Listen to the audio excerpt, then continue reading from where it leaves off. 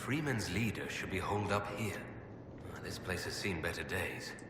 The real owners must have left for the Winter Palace. Okay. I haven't heard anything from the plane, have you? No, nothing recent anyway.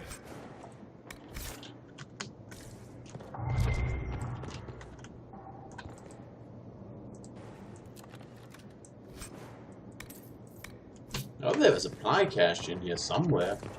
That'd be nice.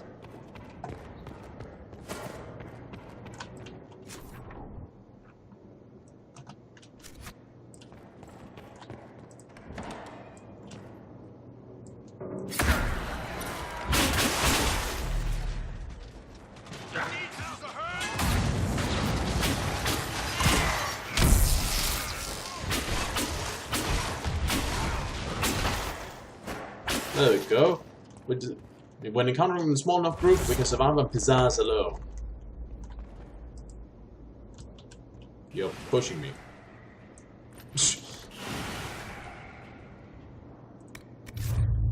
Did you hear? Since the Costeur has fallen. I'm surprised it took so long. She was soft. Unfortunately, we also lost the rest we were going to send to Suladin. We have to make sure that doesn't happen again.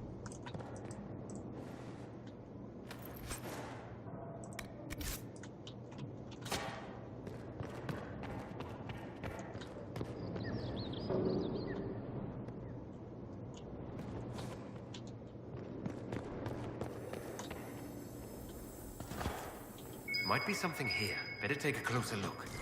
Yeah, but I fucking figured as much. Part of a key. There's a rune inscribed on it. Or part of one.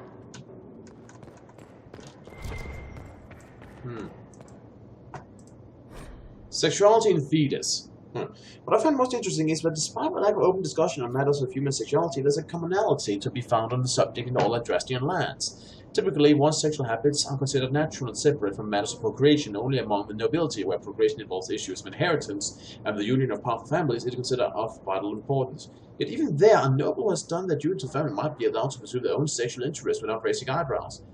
The view on indulging lust with a member of the same gender varies from land to land. In Olay, it's considered a quirk of character, nothing more. In Ferelden, it is a matter of scandal if done indiscreetly, but otherwise nothing noteworthy. In Tevinter, it is considered selfish and deviant behavior among nobles, but actively encouraged with favored slaves. Nowhere is it forbidden, and sex of any kind is only considered worthy of judgment when taken to over excess or performed in the public eye. Okay. Interesting, I guess.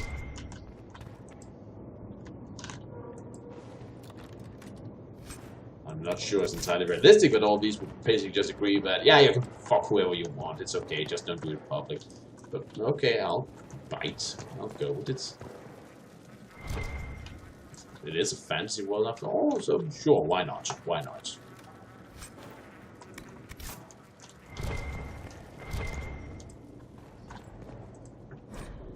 Lady Moral's diary. All this fuss over Gaspard and Celine, the talk was amusing enough. Now we hear the conflict between the Imperial Army and the soldiers supporting that usurper. The thought of them coming here is frightful. No, that's right, our most fashionable acquaintance will summer in the city. We should do the same. Ramon is stubborn, of course. All his little tricks and triggers are here. And Dolce's eccentricities, mostly to annoy Mother, but we cannot have everything sent to Valroyo at such short notice. It doesn't seem to keep Artemon. He refused to do without the man's service. I suppose he views Artem as another piece of his collection. So such devotion to a servant.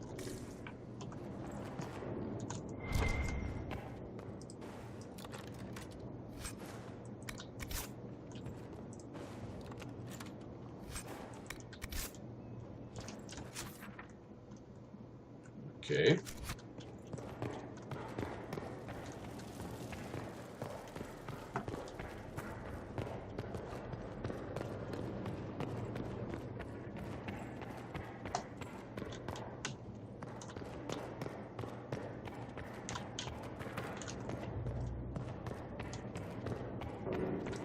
When did they arrive?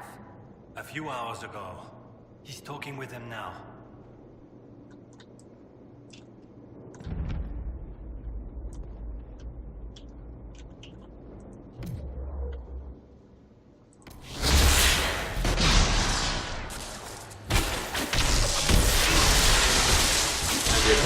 Obliterated. There. Take them apart piece by piece.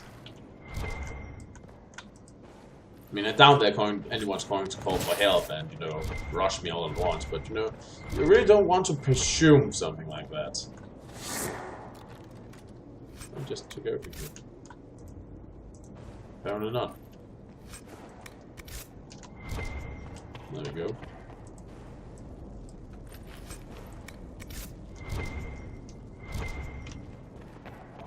Oh, there. That's one of what it was reacting to.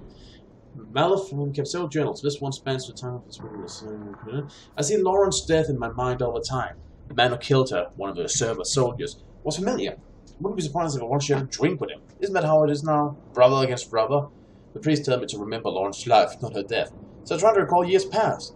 The countless times she saved me, the day we first met when I was a young recruit who almost pissed himself at her barked orders. Because of her, I learned discipline and control. She instilled in me a pride in what we did. She taught me how to use a sword. More importantly, she taught me how to keep a sheath. She was fearless, strong, regal, and she was cut down like a common peasant by someone we may have once known. I don't remember her. Will Celine? There's a new soldier in our battalion, Gordian. He's an odd fellow with an accent I can't place. I can spend time on the march. It doesn't matter in the end. He's been a comfort. Listen to me talk about those who died. He also lost friends in Celine's war. He's tired like we are. He said a very wise thing. There is no war without soldiers. Humans can't reach a war we've used to fight. Olay should belong to the Elysians. What the hell did you just... Never mind that. Let's just move on and never question that, ever. Right, so in the kitchen we of course find... onyx. Because that's where you would store that. I suppose.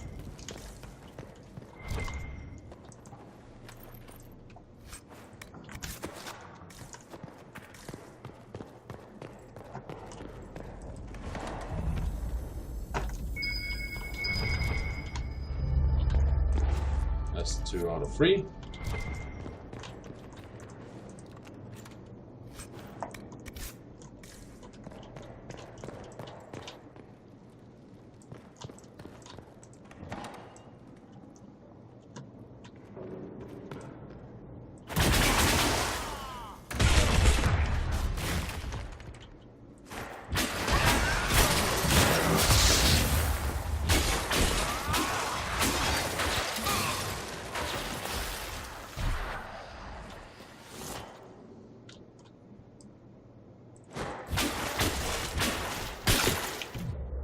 Wait.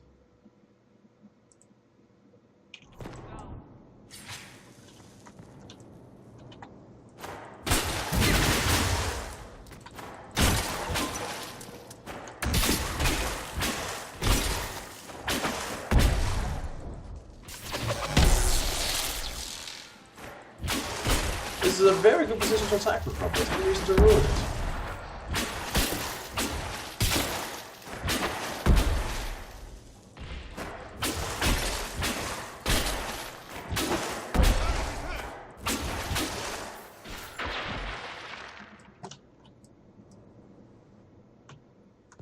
How did he get hurt with my ingenious plan?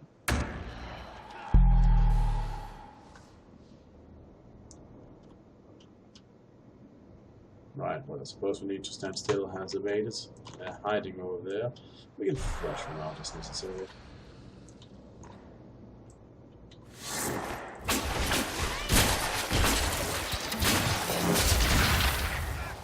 Well, that was strange. Why was she just standing there? Coming.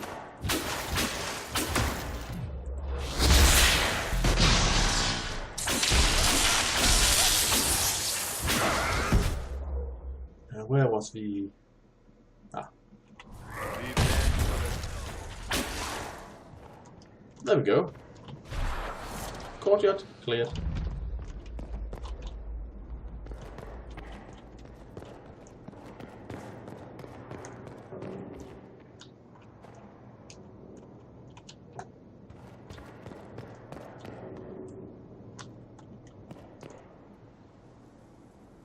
Huh? Are they coming this way? Oh, they are.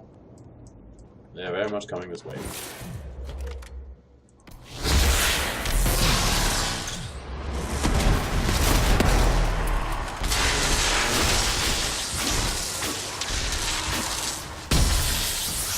Hey, that took care of most of them.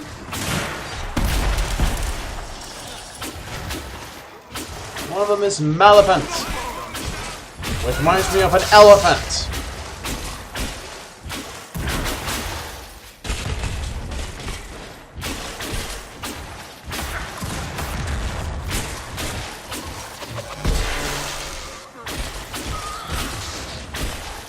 Seems like big dude, but kind of ineffectual.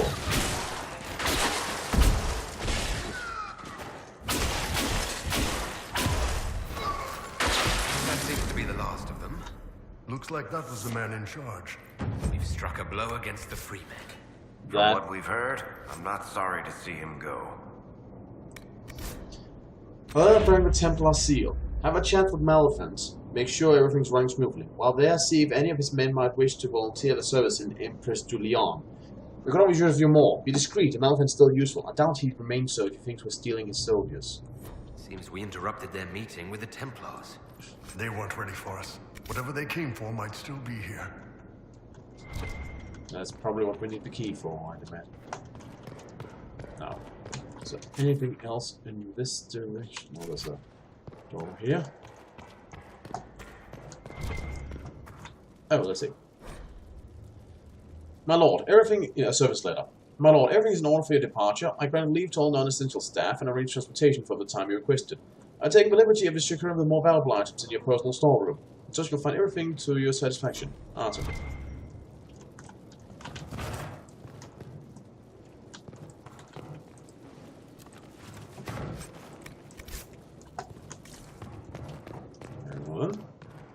Let's proceed to the, I guess we call it the main building.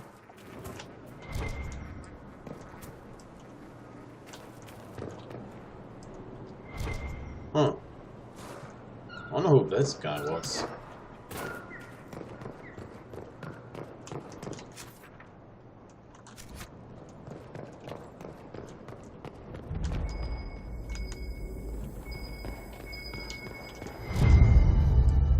And the final key fragment.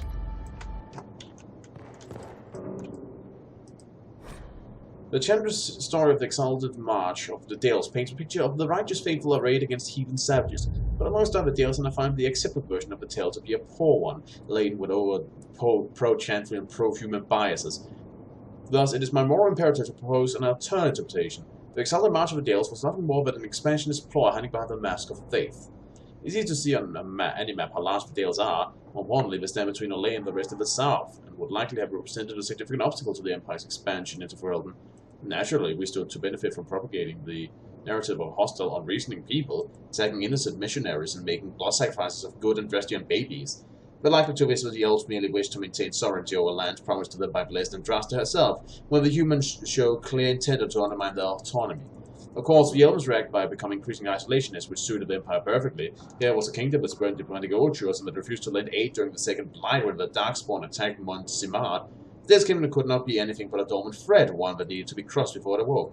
Scholars point to the massacre at Red Crossing as the impetus for the Chandra's declaration of an exalted march of the Elven Kingdom in the Dales. They conveniently ignore the fact that no one alive truly knows what happened at Red Crossing or why the elves attacked. The Chandra's response to the Elven aggression they resulted in the assault of hunters was predictable. In light of my thesis, perhaps we should re-examine the event of Red Crossing and wonder if the attack was truly unprovoked, or whether it is possible that someone saw benefit in sacrificing an entire village to justify the subjugation of an entire people. From a new perspective on the exalted march, found by an anonymous author published by the University of Orlais. It's nice to see somebody being skeptical about this.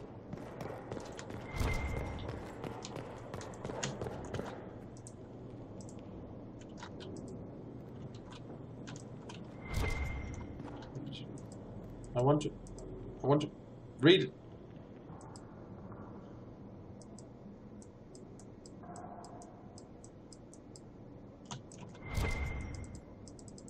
What the?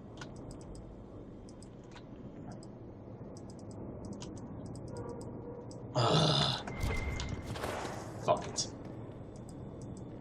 Don't care. It's I don't know what we're doing anymore. Our hearts were pure when we started. I just wonder if we lost our way. The Templars are terrifying. When I speak to the Knight Captain, I feel uneasy. There's something unsettling about his eyes and voice. They keep making offers. More shipment to guards.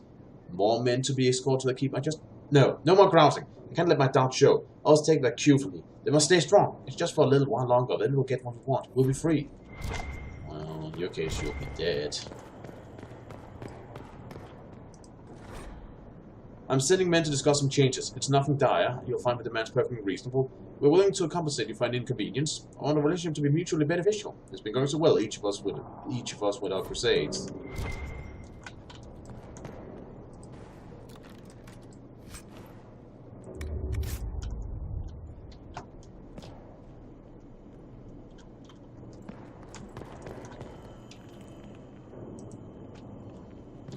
Anvil, could you smash this? Thank you. Red Lyrian. They were smuggling for the Templars. Not anymore. Well, that's hardly a surprise.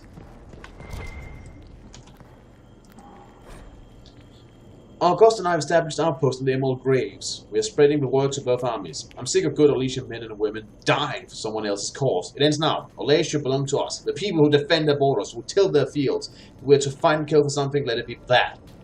Templars approached us. They're not the order I knew, but they've offered weapon and gold if we help bring their supplies through the Emerald Graves. We are to free the Dales from the grasp of the nobility. We need what they have to offer. It's a deal with a demon, but our cause is worthwhile.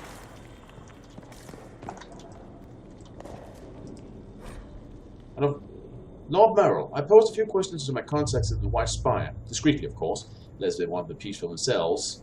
From what I can gather, the device, rustically dubbed Lyrium Ipelan, I don't know if that's pronounced correctly, is meant to restore broken runes that they're not widely used. Some suggest that if the rune were affixed to an object, the device could restore the item itself, although I was unable to confirm the truth of this. This is purely academic, as it required a mage to function. It is nevertheless a rare piece, prized among collectors of curiosities. But you're pleased with the purchase. Well, I am a mage.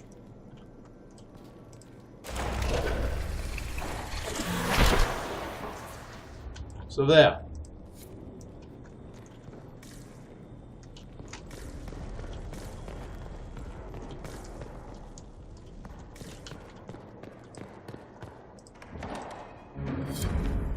Oh. So here's where they get the good stuff.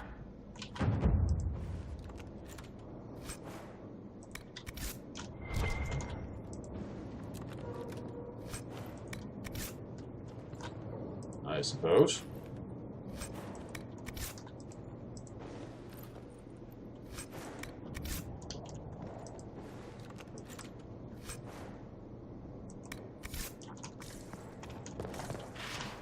Well, that finishes that. I suppose we can leave now.